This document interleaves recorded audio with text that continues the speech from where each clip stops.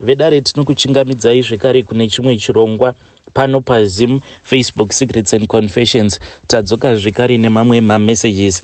Regedzai tibva tapinda mumamessages edu atadzoka takakubatirai. Message edu yekutanga yakamira sekudai so: hanzi makadii zvenyu mukomanashi, ndinokumbirawo kuti munge muchindiposterawo nyaya yangu makavigawo chitupa changu. Yangu nyaya yamukoma yakamira sekudai so: inini ndiri mudzimai ane makore 35 ekuberekwa. Ndauyawo pano ndichitsvakawo advice. Please, ndiri kutsvakawo advice chaiyo, advice yekutorevesa. Yangu nyaya yakamira sekudai so: inini nemurume wangu takauyawo kuno kuSouth Africa kunyika kwevatorwa. Takati tauya kuno kunyika yevatorwa, inini ndikabva ndazokasika ndokubva ndazowana basa.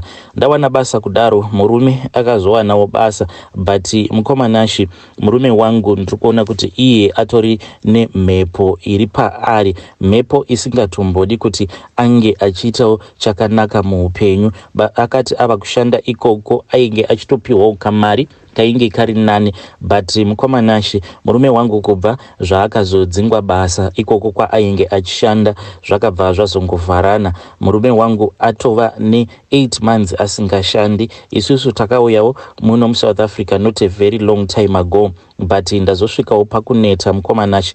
Ndasvika pakuneta naye murume wangu uyu. I feel as if handichadi kuti ndirambe ndingorimo murelationship naye murume wangu uyu, because the way that we are living our life, I can see kuti inini ndini ndava kutoita sekunge ndiri kushandiswa in this relationship, because ndinobhadhara renti, ndinotenga chikafu, then kumusha uko ndini zvekare ndiri kuita take care of our kids. Apa vana vedu vari kugara ikoko kumba kwavo kuna vamwene, ende ndivo vari kuchengeta vana ava. Saka inini ndaneta mukomanashi. I don't want to be in this marriage anymore. Zvino mukomanashi, kana kuri kunzi ndikazongotiza murume wangu uyu, ndinganzi ndiri wrong here? I know kuti out there kune vamwe vanhu vachanditi inhau yekuti wava nechikomba, asi mukomanashi, to be honest with you, hapana kana chikomba chimboripo. Ndingoriwo munhu wekuti ndasvika pakuneta, ndaneta vanhu vaMwari. It is not an easy thing kuti unoshuvirawo kutengerwa chipfeko chaicho chemukati nemurume wako. Ko angagonditengera sei? Inini ndirini ndinotomutengera, ndinomuitira zvose. Ndasuwawo mukomanashi kungoti murume anongokuitirawo surprise, kungokutengerawo a small gift. Haana kana kwaanokwanisa kuwana mari yekuti ange achinditengera that small gift, nekuti upenyu hwake mukoma. Kana mukanzwa zvichinzi kune vanhu vakasungirwa upenyu, wangu murume akasungirwa upenyu kuitwa mbira dzakondo. But inini I don't think kuti I will be able kuti ndirambe ndingori naye, because patience iyoyo pachokwadi mukoma, kutaura chokwadi zvenyu, inini patience yacho handina, because when I look at my life, ndikuda kuti upenyu hwangu hunge huchiprogressa very fast. Saka izvi zvekuti ndinodzoswa kumashure nemunhurume, ndasvikawo pakuneta, ndaneta. Iye kana ndikataura naye about this issue, anongonditi nekufamba kwenguva zvichaita, but when I look at him, I can see kuti hakuna kuita kwazvichaita. I'm just tired about this. I just want rest. Ndiri kudawo kuti ndinge ndichingozvizivira kuti kana ndichingogara ndiri ndoga, then ndobva ndaziva kuti handina imwe responsibility. Like now, responsibility yandiinayo yakakurisa. Hapana pandingatumidzira vamwene vangu mari yekuti vange vachingotengera vana vangu chikafu chete, nekuti pamba ipapo patoriwo nevamwe vana vakawandisa. Saka kana ndikati chimbobudaiwo nevana vangu munge muchienda kunovaspoila, ndinotoziva kuti vana havambobudwe navo out kuti vange vachienda kunospoiliwa, nekuda kwekuti pamba apa pane vana vakawandisa. Saka vanozongotenga chikafu chekuti mwana wose ange achidya. Saka that is not what I want. Murume ndakamuudza kuti inini sezvo iwewe usina chauri kucontributa, ndikuda kuti vana vangu vange vachizoenda kuna amai vangu, at least vana vangu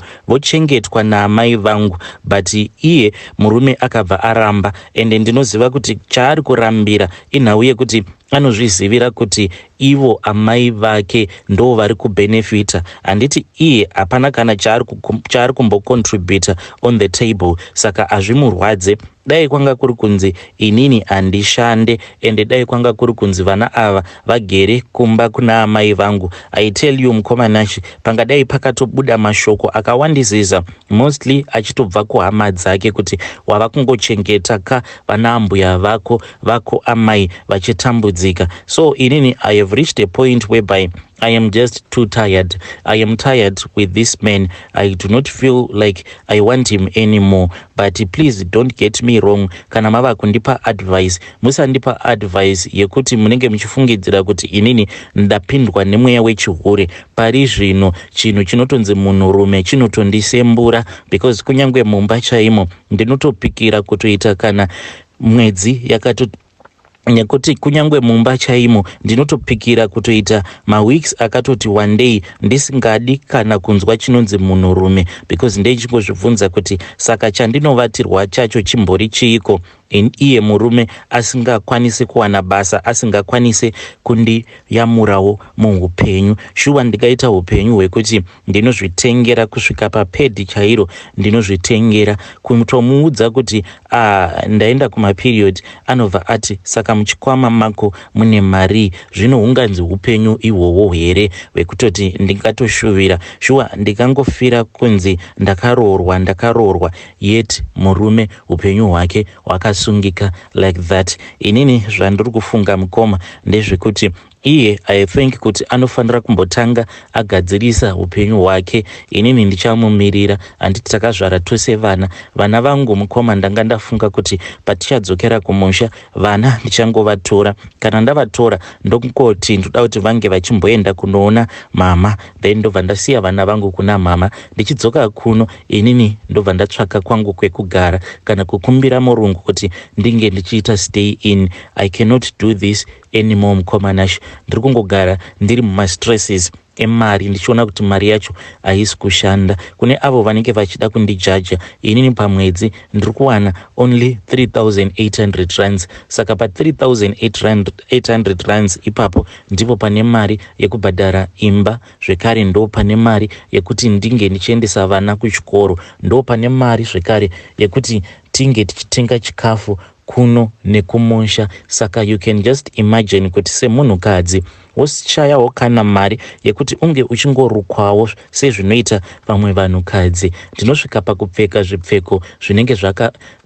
pakupfeka zvipfeko zvemukati zvinenge zvakadambuka nekuda kwekushaya mari. Ndaneta mukomanashi, please assist me. Kudhara uko murume aitombova neshungu dzekutiwo waidzokawo uchibva kubasa obva wawanawo mumba makatsvairwa mumba chikafu chakatobikiwa, but iko zvino zvatongova muropa. Unokwanisa kutosvika asipo, kana ukazomubvunza kuti kazi manga maenda kupeace job here, no, anobva akuudza kuti kana ndanga ndaenda hangu kunotandara nabhururu wangu.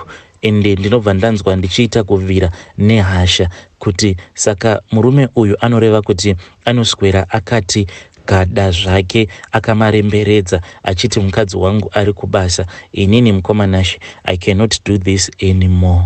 Vedare ndo message iyo yandakatumidzirwa ichibva kuna vahanzvadzi vedu. Vakabva vatumidzira zvekare imwe short voice note vakati chandakadzidza mukomanashi ndechekuti munhurume kana asingashandi, mukadzi ari iye ndiye anoshanda, anogara aine nhomba yebonde. Ndakazotosvika pakuzvibhana because munhu aindiraririra on a daily basis. Ndakazotoona kuti munhu ari kukuvara ndini, because ndaizoti kana ndaenda kubasa dzimwe nguva ndaizototambudzika sezvo ndiri munhu wekuti ndaiitwa the whole night pasina kana kumbozorora. Saka hope dzacho dzaizotanga kundiafecta pandinenge ndava kubasa. Ende ndakazongozvibhana ndaona kuti iye anoswera zvake akarara achizorodza nyama. Kana ndadzoka zvekare ndichibva kubasa oti ngatiitei futi. Saka ndakazvibhana, tinongoita pandinenge ndichinzwa kuda inini. Vedare ndo message, the second message yavakanditumidzira. Ngatitaureiwo navo vahanzvadzi vedu ava mucomment section. Regedzai tibva taenda panyedu inotevera. Nyaya yedu inotevera yakamira sekudai so. Hanzi makadii zvenyu mukomanashi, ndinokumbirawo kuti munge muchindiposterawo nyaya yangu makavikawo chitupa changu. Inini mukomana ndauyawo pano ndiri kutsvakawo advice. Inini ndina ambuya vangu vanorapa. Mbuya vangu ava vakaroorwa nasekuru hanzvadzi yaamai vangu. Saka zvakaitika mukoma ndezvekuti tichikura iniwo ndaiva munhu aingonyara, ndaitonyara mukomanashi. Ndaiti paya kana ndikada kutaura nemusikana wandai ndichinyatsokuona kuti musikana uyu ndinomuda, ndaibva ndanzwa ndichiita sekunge ndinenge ndakatovharwa muromo wangu uyu. But with time mukomanashi ndakabva ndazotanga kugaina confidence, asi still ndainzwa kunyara ende ndaifesana nedambudziko rekuti ndaipota ndichingoti kana ndikadanana nemunhu wandinenge ndadanana naye tinobva tarambana, zvokuti taingorambana for no reason at all. Zvadaro mukomanashi ndakabva ndazotaura naGogo. Gogo ava vanoita zvekurapa, saka vakabva vazondipa mamwe mafuta. Vakanditi mafuta awa mafuta ekuti ndinge ndichizodiwa nevanhukadzi. At that time ndaiva nomumwe musikana wangu uyo wandainge ndichidisisa, saka ndiye wandakatanga kushandisira mafuta iwayo. Ndakapiwa kamwe kabhodhoro kainge kaine mafuta ainge achinhuhwa sei, but vakangonditi kamunhuhwiro kanoita mafuta iwawo kune vamwe vanhu vanenge vasina kushandisa mafuta iwayo, kamunhuhwi ikako havambofi vakakanzwa. In fact zvinenge zvichitoitika ndezvekutoti iwo munhuhwi iwowo ndo unenge uchitokwezva vanhukadzi kwandiri, hanzi mafuta emudiwa. So zvakazoitika mukomanashi ndezvekuti ndakangoramba ndichingoshandisa mafuta aya, then ndikabva ndatanga kudanana naye musikana uya, ndikatorara naye ndikatomubvisa umhandara hwake. But ndakangoti ndangopedza kurara naye ndopandakabva ndaona kuti musikana uyu handimudi, ende ndakabva ndasarudza kuti ndinge ndichimuitira revenge, sezvo iye ari munhu wekuti ainge akandirwadzisa achindiudza kuti inini handisi type yake. Saka ndakangoti ndichingopedza kurara naye ndikabva ndangopretenda as if everything was okay, but ndakabva ndatomudhampa mukomanashi. I dumped her a few days later. Then ndakazongoramba ndodanana nevakadzi vakasiyana-siyana, ende ndaiti kana ndikangopfimba mukadzi uyo wandinenge ndapfimba aisambondiramba, zvisinei nekuti mukadzi iyeye anenge ari mukadzi wemunhu kana kuti anenge asiri mukadzi wemunhu. So zvinhu izvi ndakazviita mukoma kusvika ndava nemakore 23 ekuberekwa. Ndipo pandakazongoti inini ndaneta nazvo izvi, handichadi kuti ndirambe ndichingoenderera mberi neizvi zvekunyengana nevakadzi vevanhu nekutambisira vasikana, kuvatambisira future yavo. Then ndakabva ndasiyana nazvo. Saka ndakazoti ndauyawo kuno kuSouth Africa. Pandakauya kuno mukoma zvakazoitika ndezvekuti ndakabva ndazosangana neumwe musikana uyo wandakada, iyewo naturally nekuda kwekuti ndakazora mafuta aya akabva atongoita fall in love with me so quickly. Then ndokubva tazogara tose tikaroorana, ende pari zvino tine vana vedu vaviri. So dambudziko razondiunzawo pano mukomanashi, ndine hope idzo dzandinogara ndichingorota. Hope idzi mukoma ndingatongoti ndatova ne2 years ndichingodzirota hope idzi, ende handizivi kuti hope idzi dzichaperawo zvadii. Inini mukoma ndakatanga ndicharota gogo vangu, gogo avo vakandipa malucky charm iwawo. Then ndakatanga ndavarota, vakangouya ndokubva vandidana, ende ndakatobuda panze, but ndainge ndiri kuhope, but ndaitonzwa kutoti ndaitonhorwa nekachando kaya kana kunze kwava kunoedza kachando kanoitika kaya. Then ndakati ndabuda panze ndokubva ndaona kuti gogo vangu vainge vakapfeka gauni. Saka zvakatongondiitira fani kuti nai gogo, nekuchembera kwenyu kwose uko kogauni munoridii? Ivo vakabva vati ndibate ruoko rwangu. Saka ndakati ndavabata ruoko ndakabva ndaona kuti maoko edu ainge atori nemaring mukomanashi. Ndokubva tatanga kufamba, takafamba mukoma kuzosvika tichinosvika pamwe panzvimbo painge pakaungana vanhu, but vanhu ava vaita sekunge vainge vakaungana mumvura, but vanhu ava vairakidza kuti vainge vakafara. Ndikabva ndatoona kutoti pano ndainge ndava kuchata naGogo, ende ndakati ndamuka mukomanashi ndakabva ndanzwa sekunge pane munhu akanditi kubva zuva ranhasi wava murume wangu, but ndakangoita sekunge munhu wacho matauriro ainge achiita kuita kunge maungira. So ndokubva ndangoti zvimwe kuda, they are just strange dreams, but madreams awa akaramba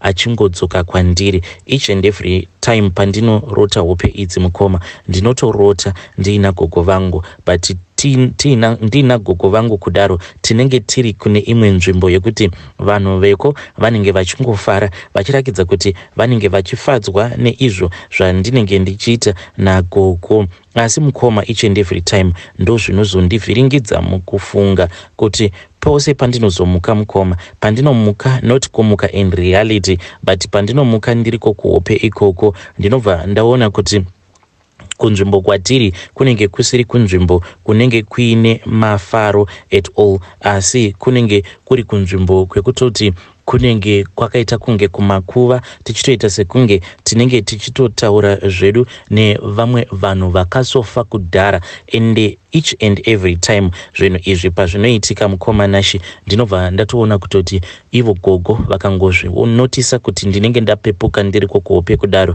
vanobva vauya vobva vandivhara kumeso kwavo neruoko rwavo, ndobva ndatomuka manje in real life. Saka hope idzi ndava nenguva ndichingodzirota, saka handizivi kuti ndiri kushandiswa here nagogo. Saka handizivi kuti gogo ndoenda here kunovabvunza pandichadzokera kumusha, ndovabvunza kuti gogo, hope idzi dzandiri kurota, what is going on? But ndinotya kuti kana vari ivo vari kundishandisa, zvimwe kuda vanobva vazotondivhara zviya zvekutoti ndisazofa futi ndakarota zvekare, because kana ndiri kuhope gogo ava ndinotovarota ivo vanenge vatori mukadzi wangu tichitofara mukoma, but ndiriko kuhope ikoko ndinobva ndatoona kutoti zvinhu zvatiri kuita izvi it is not normal at all, kuti inini ndinzi ndiri kudanana nagogo vangu, please assist me.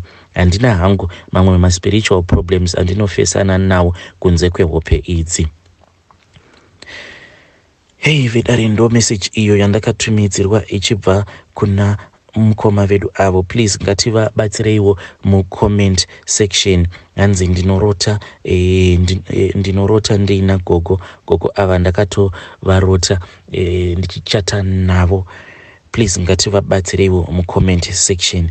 Kana uine spiritual encounter yawakambosangana nayo, please come to my inbox. Kana uine any spiritual encounter yawakambosangana nayo, pakaipa.